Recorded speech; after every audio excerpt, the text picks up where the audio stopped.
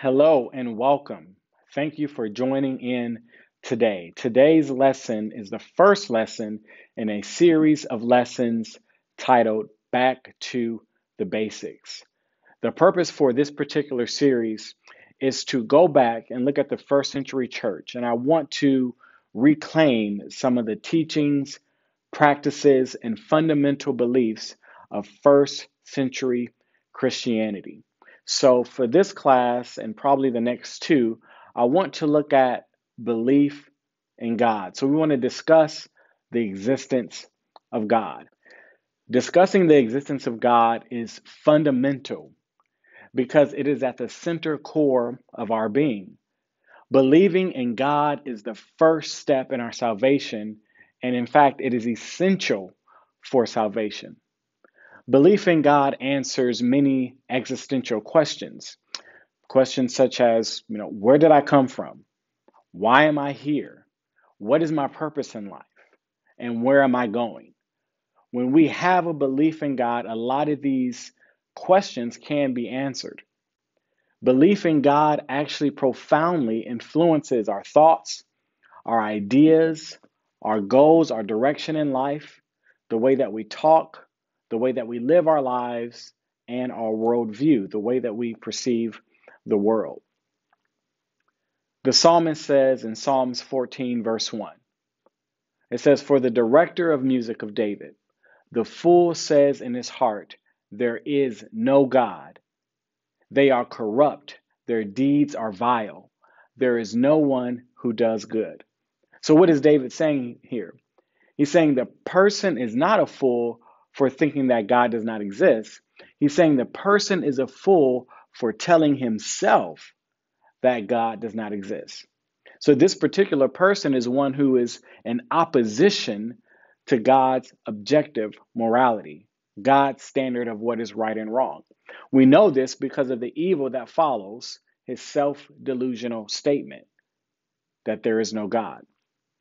So David is referring to someone who wants to subjectively determine what is moral for themselves, not allowing God to be their standard of morality.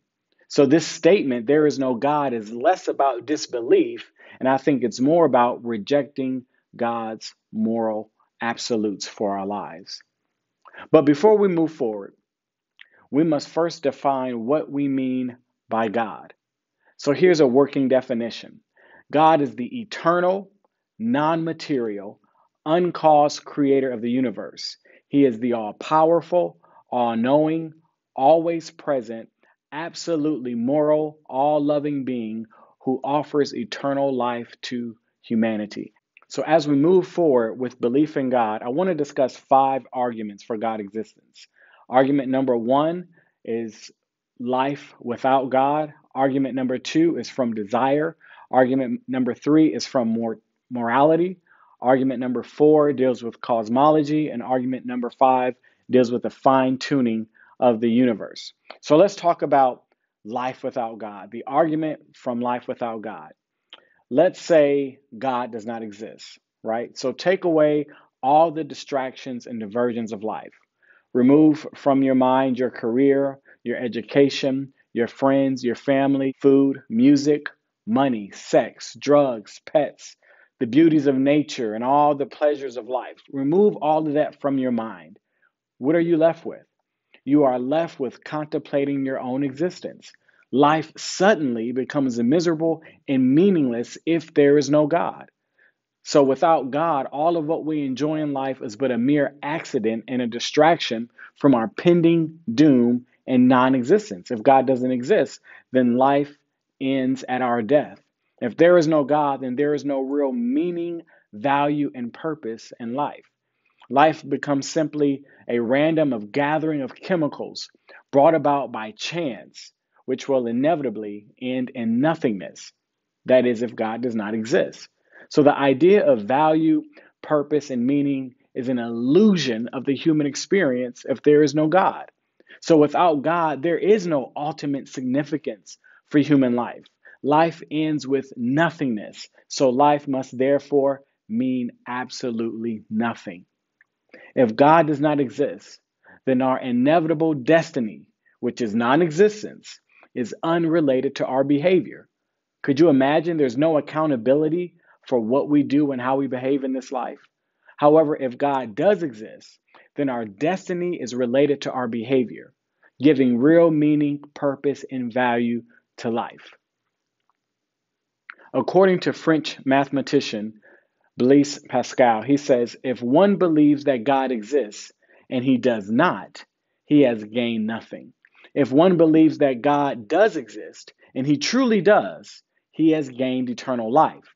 If one believes that God does not exist and he indeed does, then he is left to face annihilation and eternal punishment. That's why it's essential that we have an understanding and a belief of God's existence. Some skeptics and atheists may object and say life is meaningful and important because we can influence and impact others, which in turn enhances their lives and therefore creates meaning.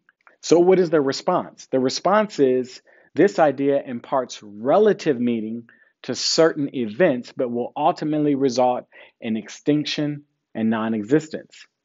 So what does it really matter if we enhance the life of another person?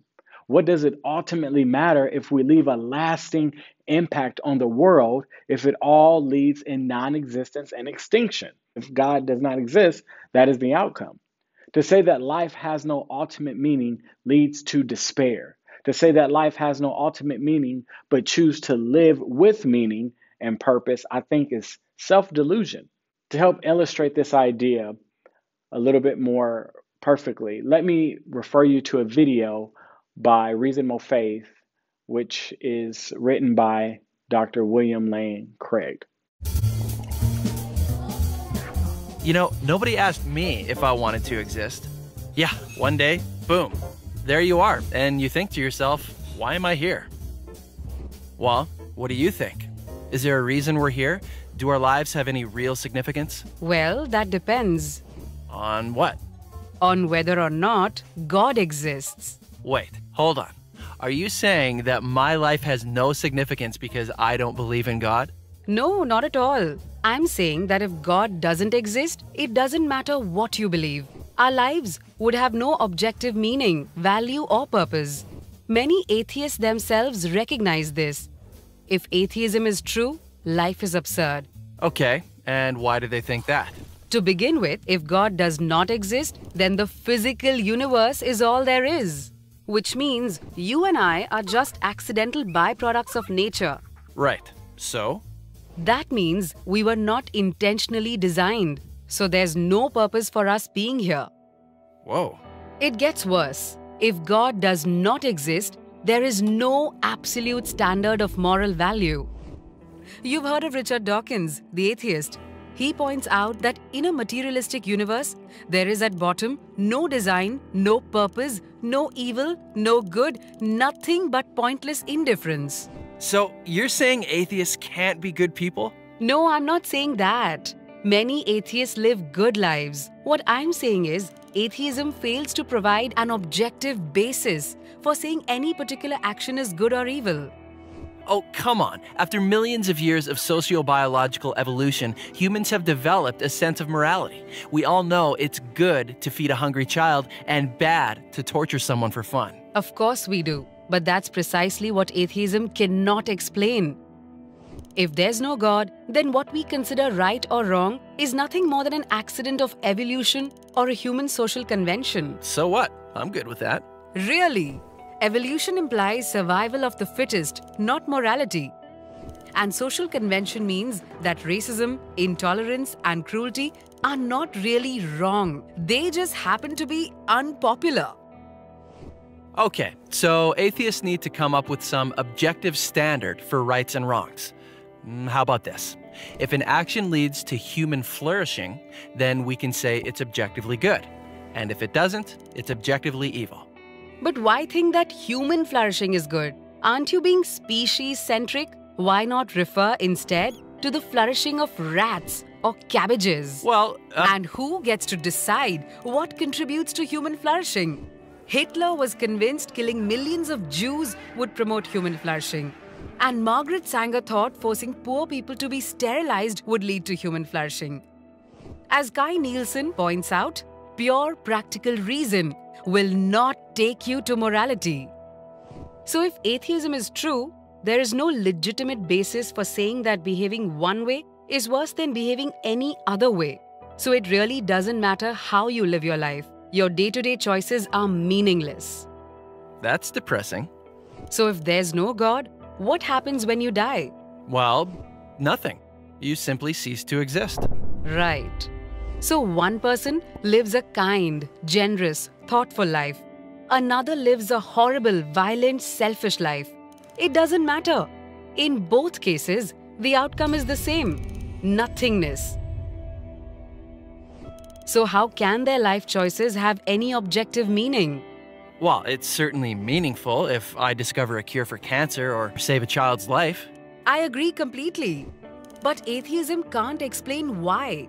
Scientists predict that eventually the whole universe and mankind with it will die out. So everything comes to nothing.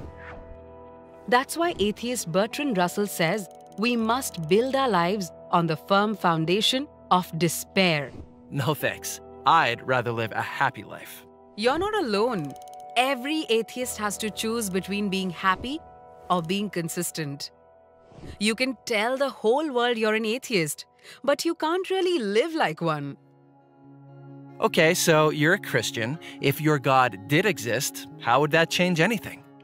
If Christianity is true, then each one of us is here for a reason. And life does not end at the grave.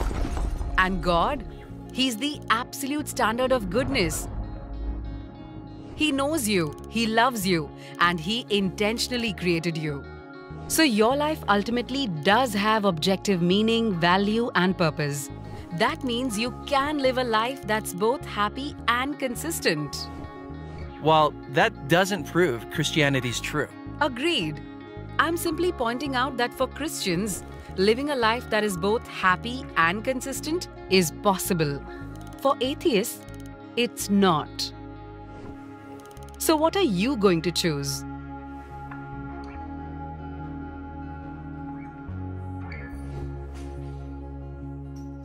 Hopefully now you can understand and believe that if God does not exist, there is no true ultimate value and purpose in life. Life just ends in nothingness. In fact, even our morals and values become very subjective if God does not exist, and we'll talk more about that later. But now I want us to think about another argument. So this is an argument from Desire, and I got this argument from focusonthepress.org. So here's the premise. Premise one: all natural and universal desires have objects that exist which satisfy that desire. Premise number two: humanity's desire for God is a natural and universal desire. The conclusion is this: therefore, God must exist as an object that satisfies that desire. So there are two types of desires. One desire is called particular desire or wishful thinking. These desires are individually subjective and mostly just wishful thinking. For an example, I would love or desire to have a Mustang Shelby GT500. That's a particular individualistic wishful thinking type of desire. But then there are natural desires. Natural desires are universal desires such as hunger, thirst, and social belonging. Moreover, if natural desires exist, then the objects to fulfill those desires must exist. For example, if we become hungry and desire food, food must exist to satisfy our hunger. If we become thirsty and desire drink, drinks must exist, more specifically water, in order to satisfy our thirst. If we desire social belonging and connection with others, then people must exist for that desire to be satisfied. And the same is true for God. If we have a desire for a transcendent being, if we have a desire for something greater than us, in which I believe we all do, then it must exist. God must exist to satisfy that desire.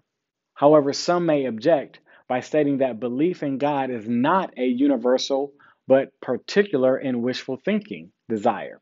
So here's the response. Here's a few ways that you can respond to that. Number one, the majority of humanity believes and has always believed in a transcendent being, something higher than themselves, and have even desired to worship something higher than themselves.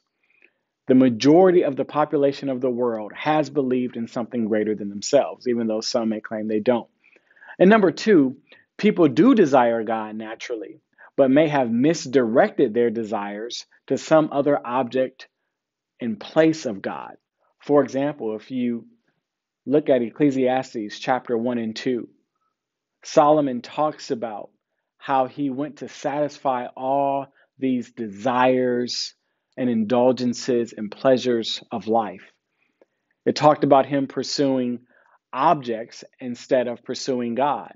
It says he pursued philosophy, he pursued riches, he pursued nature, alcohol, women, work, all types of indulgence. And what was the conclusion? It was the vanity of vanities. It led to nothing. It was a chasing after wind. It would never fully satisfy his desires.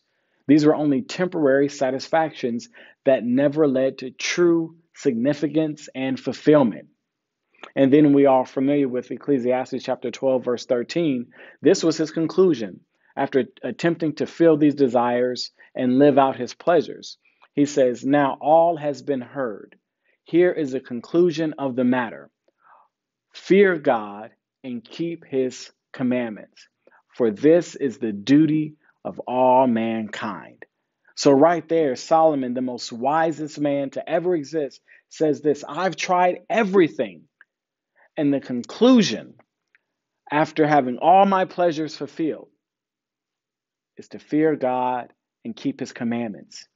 That's our natural yet universal desire, is God. Here's another response. Some suppress and set aside their natural desire for God by willfully refusing to acknowledge that God exists. And this comes from Romans chapter 1, verses 18 through 21. It says, "The wrath of God is being revealed from heaven against all godlessness and wickedness of people who, listen to this, who suppress the truth by their wickedness, since what may be known about God is plain to them, because God has made it plain to them.